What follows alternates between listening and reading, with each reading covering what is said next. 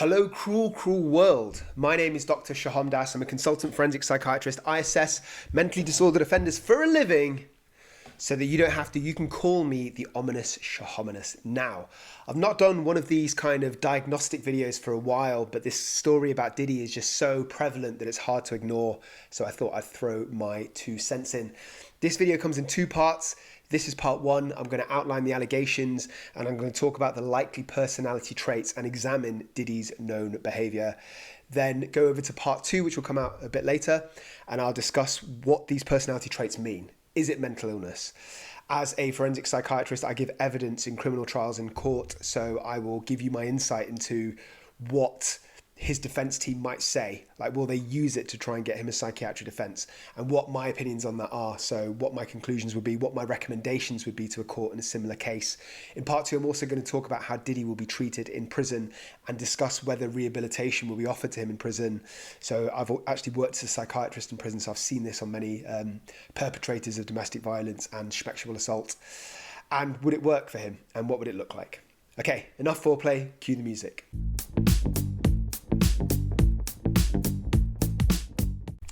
So we all know who Sean Puffy Combs is. He's 54 years old now. He's a hip-hop mogul. He founded Bad Boy Records, which was one of the most influential hip-hop labels in the 90s and the 2000s. He's discovered and mentored numerous famous artists, including Biggie Smalls, Baby Baby, Faith Evans and 112. He's also released several chart-topping albums himself and singles throughout his career. Ones of note would be No Way Out, Forever, Lose Control, and of course my favourite, the P, the E, the R, the V, the E, the R, the T, it's Diddy, it's Diddy. He's won multiple Grammy Awards for his work as a producer, as an artist and a songwriter, and he's also renowned for multiple name changes. He's gone from Puff Daddy to Puff to Puffy to pdiddy to Diddy. Though I personally think he's missed a trick by not calling himself Cocoa Puff.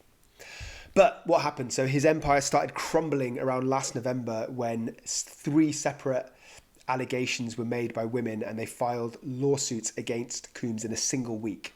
Some of these allegations go back for decades.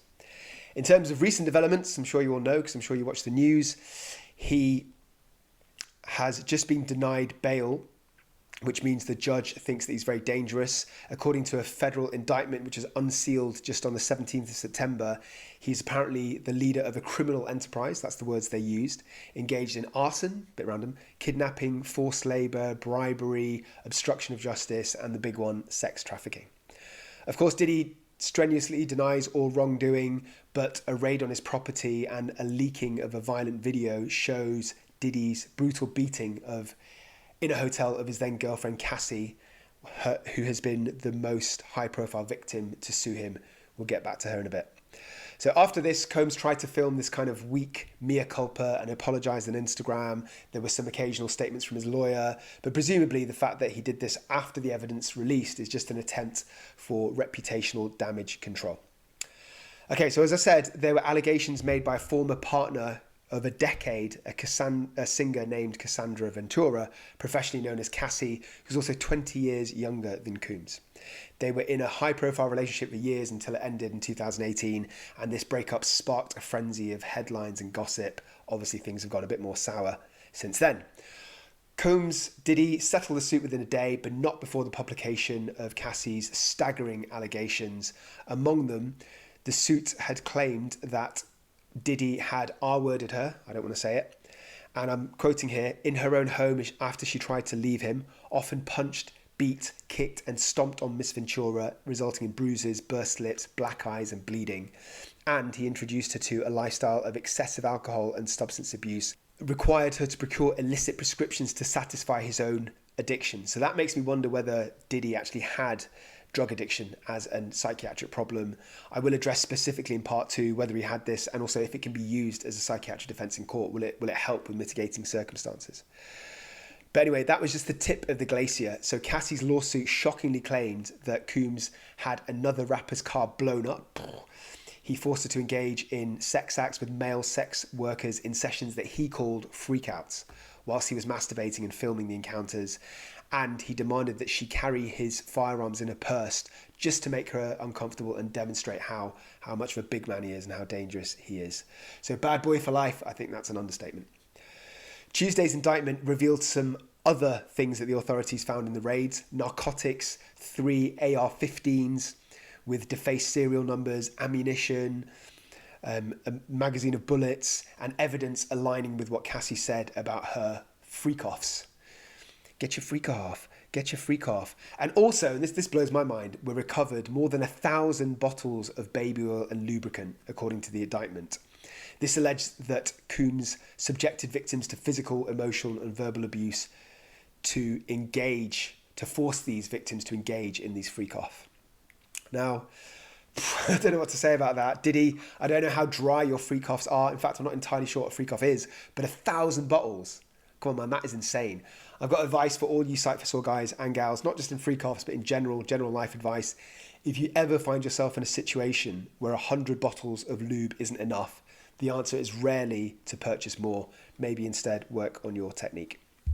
Then in May, CNN published CCTV footage that had been obtained from March 2016, which shows Diddy chasing Cassie down a corridor of an LA hotel before punching and kicking her near the elevators.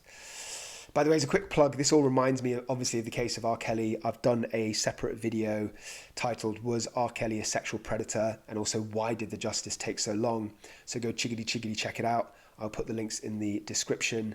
In that video, I outline his offences, and I also answer a really important question, which is why some women took so long to come out against the allegations with R. Kelly. Is it a fear of being believed? Was it suppressing traumatic memories? Click to find out.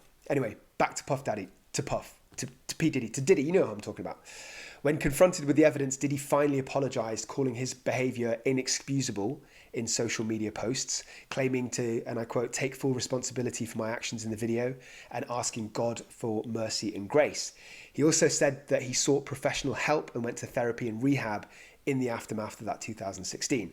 Now, obviously, it goes without saying there's a world of difference between somebody seeking therapy because they've just been caught and it looks good on social media, it helps kind of, damage control, I guess, of their image, and actually wanting to examine your personality flaws and fix them.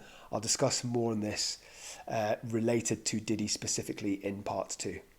So in his so-called confession in the media, he said, and I quote, "It's so difficult to reflect on the darkest times in your life, but sometimes you got to do that. I was effed up, I hit rock bottom, but I make no excuses. My behaviour on that video is inexcusable. Take that. So Diddy is now fighting for his freedom on Tuesday when the judge denied him bail, ordering the rapper to remain in federal custody while awaiting trial on racketeering and sex trafficking charges. What's interesting to me is when you think back, when he was found not guilty in March 2001 of a gun and bribery charges, legions of fans thronged the courtroom and beyond during that trial. And that stemmed from a 1999 club shooting that occurred while Coombs and Jennifer Lopez, both of them were at the height of their fame. And fans were cheering him on, they were shouting for him to be freed. And nowadays, almost nobody is speaking up in his defense.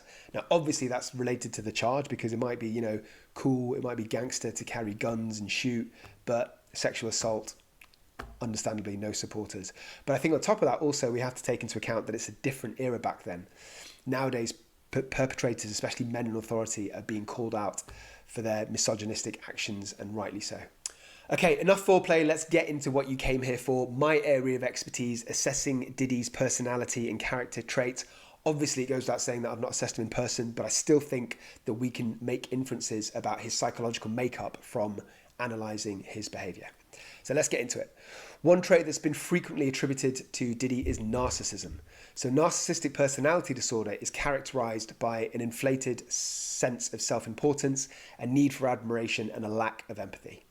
And Diddy's public persona definitely reflects at least some of these traits. I mean, you just look at his extravagant lifestyle, his tendency to dominate social situations, his self-promotion. As the great philosopher Suge Knight once said in the 1995 MTV Video Music Awards, "If you want to be an artist and you want to stay in store and you don't want to worry about the executive producer trying to be all up in the videos, all on the recording, dancing, come to Death Row Records."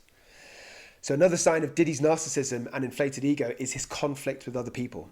So Diddy has been involved in several high-profile conflicts with other celebrities, including Aaliyah and Jennifer Lopez. And these conflicts often involve accusations of disrespect, betrayal, competition, and of course, I'd be remiss not to mention the motherload of beefs, his beef with Tupac Shakur, ambitions of a rider. And the origins of that beef can be traced back to 1994. At the time, Diddy was an executive at Bad Boy Records, whilst Tupac was an emerging artist signed to Death Row Records, and tensions arose between the two labels over the distribution right to Tupac's music. One of the most significant incidents in this beef occurred in 1995 at a New York City nightclub. A fight broke out between members of Diddy's Dudes versus Tupac's Troopers, and the rivalry from then continued to escalate in the following years. Tupac even released several diss tracks aimed at Diddy and Bad Boy Records in general, accusing them of being involved in his shooting. Tragically, as we all know, Tupac Shakur was fatally shot dead in Las Vegas in 1996. Although Diddy was never officially implicated in Tupac's murder, there is a lot of speculation. And as the saying goes, there's no smoke without barbecue. Talking of these traits of narcissism, that reminds me of a video that I've made. How do you know you've been a victim of narcissistic abuse? Psychiatrist examines. So I give you some sort of hints and tips about how you can tell if that is the dynamic in your relationship. Go chiggity, check it out. I will let you know in the description, the link. Okay, another sign of narcissism is egotistical statements. So Diddy has been known to make statements that suggest a high level of self-importance. For example, he's referred to himself as the greatest of all time. He's compared his own music to legendary artists like Michael Jackson. Now, like me, you're probably thinking, well, hang on, ominous, shamanous. That's standard for rap, isn't it? I mean, isn't MCing about ego? Isn't dissing your ops par for the course? Yes, I am aware how awkward that sounds when I say it. Almost all MCs show off and they claim they're the best. As a wise philosopher once said, the apparatus gets blessed and suckers get put to rest. No more of the ensure I got the cure for this mess. This whackness is spreading like the plague. MCs locked up and got paid but still can't make the freaking grade. How many times a wannabe's gonna lie? They must wanna fry. Sorry. If you know who that philosopher was, let me know in the comments section below. So even for me, taking this rap braggadocio, this bragging into account, the evidence suggests that Diddy has an inflated sense of self-importance. He's described as having this larger-than-life personality and strong belief in his own importance. He's frequently made statements suggesting a high opinion of himself and his ability. He's constantly sought out and cultivated attention and admiration, and his public persona is designed to impress and captivate audiences. Okay, moving on, another strong behavioural trait that we know about Diddy is exploitation. So I'm talking about completely separate to his alleged criminal charges. Some critics have accused Diddy of exploiting others for his own gain, both in his personal and professional life. And this includes allegations of financial exploitation and controlling behaviour. In addition to all of that, he's displayed a lack of empathy. He's been criticised for his seeming indifference to the suffering of others, and in some cases, he's exploited the struggle of others for his own benefit. And that reminds me of something else which really stands out to me about Diddy. It's kind of connected: power and control. So his career trajectory and public image suggest a strong desire for power and control. His success in the music industry, his ability to amass wealth and influence, indicates a deep-seated need to be in charge. And obviously, this desire for control may have manifested itself in his business dealings, leading to conflicts and controversy. Now, you could argue that this is very common for, huge high achievers in any industry. Potentially, it's even necessary for those who dominate in their profession in the corporate world. For example, Steve Jobs, the co-founder of Apple, he was known for his demanding personality and his perfectionist tendencies. Bill Gates, the co-founder of Microsoft, criticized for his aggressive business tactics and for using anti-competitive practice. The list goes on. Dana White, Suge Knight, Ronald McDonald, all known to be ruthless. But the point I'm making is that if this slips out of your professional world and into your personal life and your romantic relationships, basically you've got the exact ingredients that you need for a domestic abuser / serial schmeck offender. So other common personality traits and behaviours that we see in perpetrators of domestic violence. I know Diddy's charges haven't yet been proven, but we can at least all agree that we saw what we saw in the video with Cassie. So what are those personality traits? Before I get into that, I just want to quickly introduce you to this channel of Schmike for Small Minds. I am a consultant forensic psychiatrist and an expert witness in criminal trials. So I make my videos about my expertise, which is mental illness, offending, and the crossover betwixt the two. I implore you to subscribe, because not only will it help me out immeasurably, but it means that your toast will never burn ever again. It will always pop up just at that perfect golden brown stage. I've got videos about hidden signs of PTSD, hidden signs of autism. I've got a video about 5 reasons why your therapist sucks. Go check it out. Okay, back to the schmidio. Other common personality traits and behaviours that we see in perpetrators of domestic violence.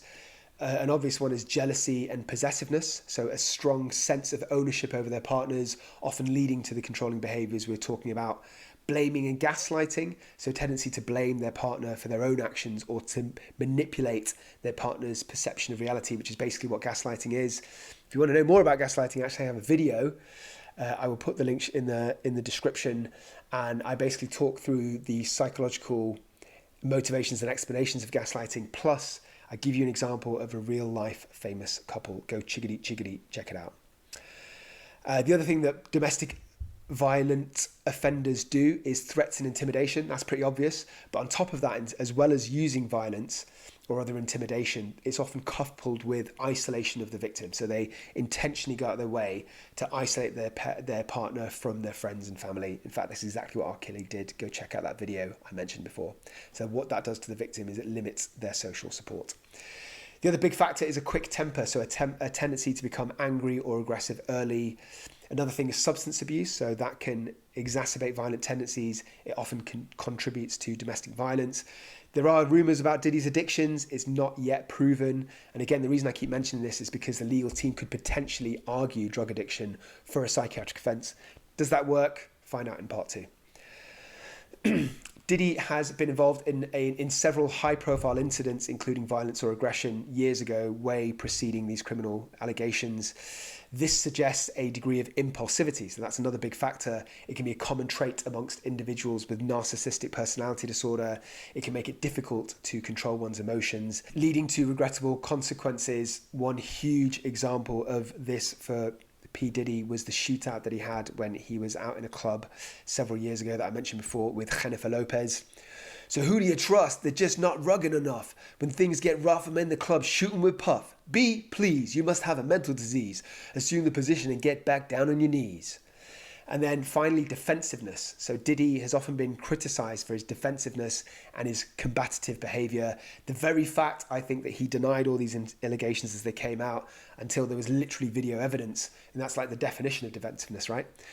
So he then came out with this supposed apologies and on social media, and I think that speaks volumes. I think that indicates his ability to accept responsibility and insight into his own behaviour. And this defensiveness may be rooted in a deep-seated fear of rejection or failure. So when faced with criticism or challenges, he might become defensive or aggressive in an attempt to protect his own ego, because that's basically what defence mechanisms are, aren't they? They're protecting your ego.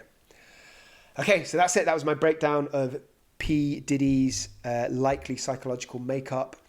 Now, if you're interested, watch part 2, and I will tell you how all of that might translate into the trial. So I'll explain how Diddy's legal team might try and get him free from the chokehold of the law. And also in part 2, I'm going to talk about how he might be treated in prison, potential rehabilitation in prison. What would that look like for him? Would it work? And all that good stuff. So until then, have a blessed day, buy my goddamn book, and do not forget, I love you.